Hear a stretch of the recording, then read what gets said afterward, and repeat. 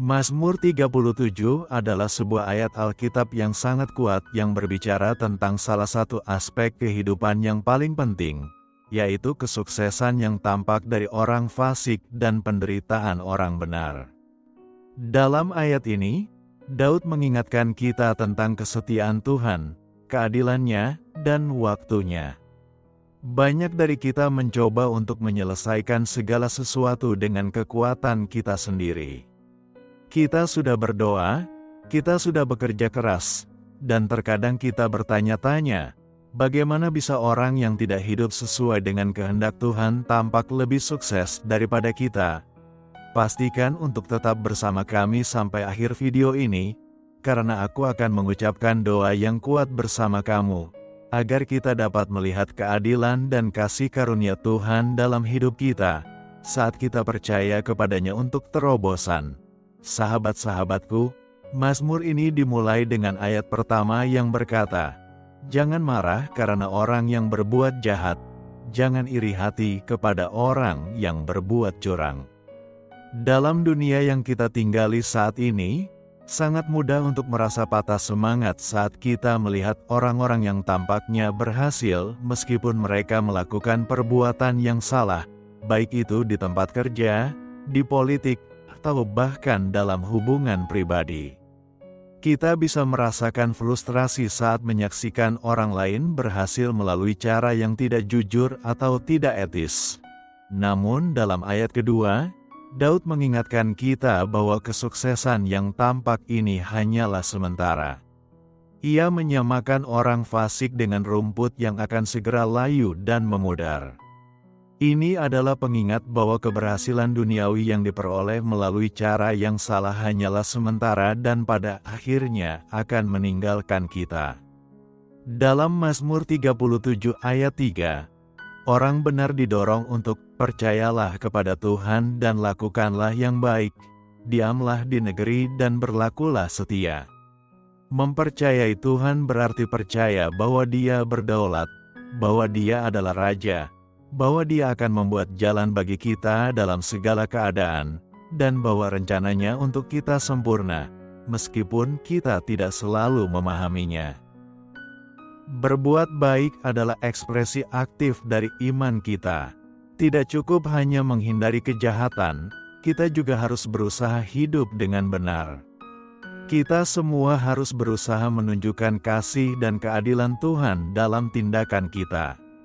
Ketika kita melakukannya, kita dapat yakin bahwa Tuhan akan memelihara kita, seperti gembala yang menjaga dombanya. Banyak dari kita sedang mengerjakan rencana kita sendiri. Kita mencoba membangun rumah, mendidik anak-anak kita dengan cara yang benar, merencanakan perjalanan, menjaga kesehatan kita, dan mendorong bisnis kita agar berjalan dengan baik. Namun sahabatku, kita harus bersukacita dalam Tuhan, memberinya akses ke pikiran kita, memberikannya akses ke keinginan terdalam kita, dan mengizinkannya untuk menjadi bagian dari rencana kita, bagian dari hidup kita. Kita ingin mempersembahkan hal-hal ini kepadanya agar Dia dapat memberikan kita kesuksesan dan menuntun kita menjauh dari jebakan dan perangkap musuh. Mazmur 37 ayat 4 adalah salah satu ayat yang paling disukai dalam Alkitab, yang berkata, "Dan bergembiralah karena Tuhan, maka Ia akan memberikan kepadamu apa yang diinginkan hatimu." Sekilas, ayat ini tampak seperti janji bahwa Tuhan akan mengabulkan apapun yang kita inginkan, tetapi sangat penting untuk memahami makna yang lebih dalam. Bergembira dalam Tuhan berarti menemukan sukacita dan kepuasan kita yang sejati di dalam Dia, bukan pada hal-hal dunia ini. Ketika kita memilih untuk bersukacita dalam Tuhan, keinginan kita akan selaras dengan kehendak-Nya. Sahabat-sahabatku, hati kita akan mulai merindukan apa yang dirindukannya, dan sebagai hasilnya, kita akan menerima keinginan hati kita. Bukan karena itu adalah keinginan egois kita sendiri, tetapi karena itu adalah keinginan yang Tuhan taruh dalam diri kita. Mazmur 37 ayat 5 mengingatkan kita untuk serahkanlah hidupmu kepada Tuhan dan percayalah kepadanya, dan Ia akan bertindak. Ketika kita menyerahkan rencana, impian, dan kecemasan kita kepadanya, itu adalah keputusan yang sadar untuk menempatkan hidup kita di tangan Tuhan dan mempercayai bahwa Dia akan mengarahkan jalan kita dan menuntun kita menuju kesuksesan. Ini tidak selalu mudah, itu bisa sangat menantang, terutama dalam dunia yang menghargai kemandirian dan kontrol. Namun pemazmur meyakinkan kita bahwa ketika kita menyerahkan jalan kita kepada Tuhan, Dia akan bertindak atas nama kita. Ini tidak berarti bahwa segala sesuatunya akan selalu terjadi sesuai dengan jadwal kita atau dengan cara yang kita harapkan. Tetapi itu berarti bahwa Tuhan terlibat secara aktif dalam hidup kita, bekerja untuk kebaikan kita. Mazmur 37 ayat 7 mendorong kita untuk berdiam dirilah di hadapan Tuhan dan nantikanlah Dia dengan sabar. Dalam dunia yang serba cepat ini, terutama dengan kehadiran media sosial, kesabaran adalah sifat yang sering kali langka. Kita semua cenderung mengharapkan hasil yang instan, dan menunggu sering terasa seperti waktu yang terbuang. Namun, pemazmur mengingatkan kita bahwa menunggu Tuhan tidak pernah sia-sia. Berdiam di hadapan Tuhan berarti menenangkan hati dan pikiran kita, menahan diri untuk tidak terburu-buru atau mengambil tindakan sendiri. Itu adalah bentuk kepercayaan, cara kita berkata, Tuhan, aku tahu Engkau yang mengendalikan, dan aku bersedia menunggu waktu-Mu yang sempurna. Menunggu Tuhan bisa sangat sulit, terutama saat kita menghadapi tantangan. Ketika kita menghadapi masalah kesehatan, ketika kita tidak punya uang, ketika hubungan kita sedang dalam masalah, atau ketika pekerjaan kita terancam, dan terkadang kita merasa begitu terjebak. Namun, justru dalam masa-masa menunggu itulah iman kita diperkuat dan karakter kita dipurnikan. Sebuah ayat yang sangat kuat dalam Mazmur 37 adalah ayat 11. Ketika Daud menulis, tetapi orang-orang yang rendah hati akan mewarisi negeri dan akan bergembira karena kesejahteraan yang berlimpah. Ayat ini menggemakan kata-kata Yesus dalam khotbah di bukit, di mana Dia berkata, "Berbahagialah orang yang lemah lembut, karena mereka akan memiliki bumi." Orang yang lemah lembut adalah mereka yang dengan rendah hati tunduk pada kehendak Tuhan, mempercayai keadilan-Nya daripada berusaha menegaskan kekuatan mereka sendiri. Meskipun orang fasik tampak berhasil untuk sementara, kesuksesan mereka pada akhirnya bersifat sementara. Sebaliknya, orang benar, mereka yang hidup menurut cara-cara Tuhan, akan mewarisi tanah dan mengalami damai sejahtera serta kelimpahan yang sejati. Sepanjang Mazmur 37, Daud menekankan kesetiaan Tuhan kepada mereka yang memilih untuk mempercayainya. Dia menulis, Tuhan menetapkan langkah-langkah orang yang hidupnya berkenan kepadanya. Apabila ia jatuh, tidaklah sampai tergeletak, sebab Tuhan menopang tangannya.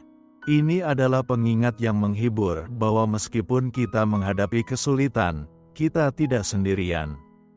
Tuhan bersama kita, membimbing langkah-langkah kita dan menopang kita ketika kita jatuh. Kita semua mungkin menghadapi tantangan dalam bentuk yang berbeda, mungkin mengalami berbagai kemunduran, tetapi kita bisa yakin bahwa Tuhan sedang bekerja atas nama kita. Dia adalah tempat perlindungan dan kekuatan kita, penolong yang selalu hadir dalam masa-masa kesulitan. Jadi, ketika kita mempersiapkan diri untuk berdoa hari ini, saat kita siap untuk menyerahkan segalanya ke tangan Tuhan dan mempercayai waktunya, mari kita berdoa. Bapa yang penuh kasih, saat kami memulai hari yang baru ini, kami datang ke hadapan-Mu dengan hati penuh syukur dan kepercayaan. Kami diingatkan oleh hikmat dalam Mazmur 37 yang memanggil kami untuk percaya kepada-Mu dan tidak khawatir tentang mereka yang tampaknya berhasil melalui cara-cara yang tidak benar. Tuhan, bantulah kami untuk mengarahkan mata kami kepadamu. Bantu kami untuk tahu bahwa Engkau adalah sumber kekuatan dan hikmat kami yang sejati. Hari ini, kami memilih untuk menyerahkan jalan kami kepadamu. Hari ini kami percaya bahwa Engkau akan membimbing langkah kami. Semoga tindakan kami mencerminkan kebaikan-Mu dan membawa kehormatan bagi nama-Mu. Hari ini kami menyerahkan semua kekhawatiran dan kecemasan kami, yakin bahwa Engkau sedang bekerja segalanya untuk kebaikan kami. Ajarlah kami, ya Tuhan, untuk bersukacita di dalam Engkau, untuk menemukan sukacita terdalam kami dalam hadirat-Mu. Saat kami melakukan ini, kami hanya meminta agar Engkau menyelaraskan keinginan kami dengan keinginan-Mu, agar kami dapat berjalan dalam kehendak-Mu dan mengalami kelimpahan hidup yang Engkau janjikan. Banyak orang telah menyerahkan rencana mereka kepadamu. Kami memohon agar Engkau menyentuh mereka, campur tangan dalam kehidupan mereka, dan memberkati mereka.